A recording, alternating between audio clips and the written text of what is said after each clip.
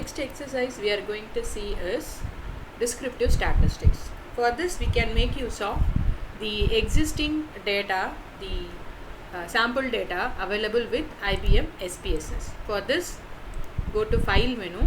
Under that, open menu will be there. Then if you click the triangle, then you can see the option called data. Click the data. Then you have to go to this path, that is local disk C. Under that you can see program files into 86. You have to click the program files. Then you can see a folder, that is IBM. Double click that. After that you will be getting the SPSS folder. Again click it, double click it.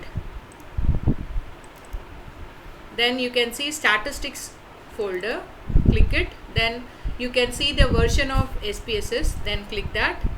Then after that you can see some folders. Under that select the samples folder. Then you can see in which language you want to get the sample. Now let us select English. So here you can see a lot of sample data is available for the researchers to practice. Suppose if you don't have your own data but you want to learn SPSS, you can make use of all these data. So now we are going to perform descriptive statistics using employee data. So here it is the employee data. Generally this SPSS software, generally all the softwares will save the output with some extensions. Like Word will save as .doc and .docx based on the version. Similarly, Excel will save the output as .xls. Similarly, PowerPoint will save as .ppt. So here this SPSS software will save the data as .sav. After the name we give for our data set, after the name of the data set that we give, it will have the dot, then the extension will be SAV. The extension for SPSS will be .sav. So when you have this .sav file, only those files will be run in SPSS. Then click the employee data.sav, then click open. Then it will take a second to open. Yes. Here we have taken the data, sample data, which is available already in SPSS software. So now we are going to perform descriptive statistics.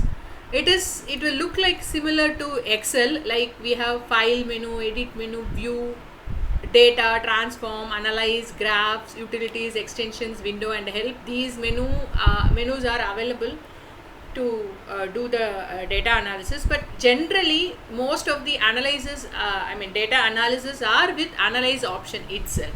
So if you see the data options, the analyze options available, starting from report, descriptives, Bayesian statistics and so many other data analysis methods are available in analyze menu itself. So most of the researchers will be very familiar with this analyze. If you are very familiar with analyze menu, then your research will be very easy to continue. Moving on to the descriptive statistics. So here we are going to perform the frequency analysis for the descriptive statistics. So click frequencies. After that you can get a window like this. Here all your headlines of your data will be given here. For example, here the ID is there. So that is employee ID, and gender is there, and gender is also here. So like that, the data headlines, whatever labels you have given for your data will be shown here. So now let us perform the frequency analysis for gender and educational qualification, their educational level. So you have to select which field, which label, which column you want to do this analysis. So select that. Then if you press this arrow mark, then those data will be imported into this column, this variable column. Then you can have a few options to perform. So click statistics first. So under statistics you can select, generally descriptive statistics means your central tendency and the dispersion.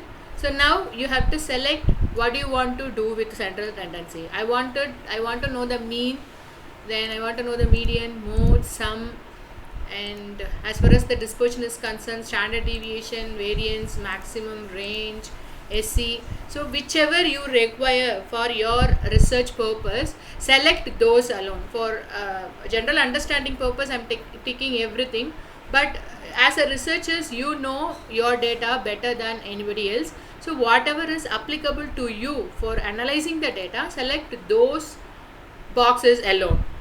Then if you don't want, for example, you don't want to know the SC mean, then just keep it as blank. If you want, tick it. The tick symbol will give you the output. That's it. Then click continue. Then after that, you can see an option called charts.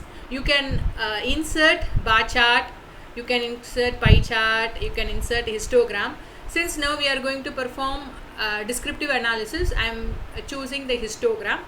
Then if you want to show the normal curve on histogram, then select it, then click continue. Then format, let it be ascending values, and multiple variables, let it be compare variables, click continue. Then style, nothing to do with this style, so click cancel. Bootstrap, we are not going to do bootstrap right now, so click OK. Then you will be getting the output in new window. Since we have selected many things, the output will take a little while to show. Yeah, the output is loading. Frequency, we selected frequency and we got the frequency. In this data there is no missing value. 474 entries are there. Then mean is 13.49, median is 12, mode is also 12, standard deviation is 2.8, variance is 8.3, range is 13, minimum is 8 and maximum is 21, and the total is also available. Frequency table is also there. In our data, the employee data, 216 female are there, it includes 45.6%, and male are 258 in number, and it includes 54.4%. Then this is the frequency table for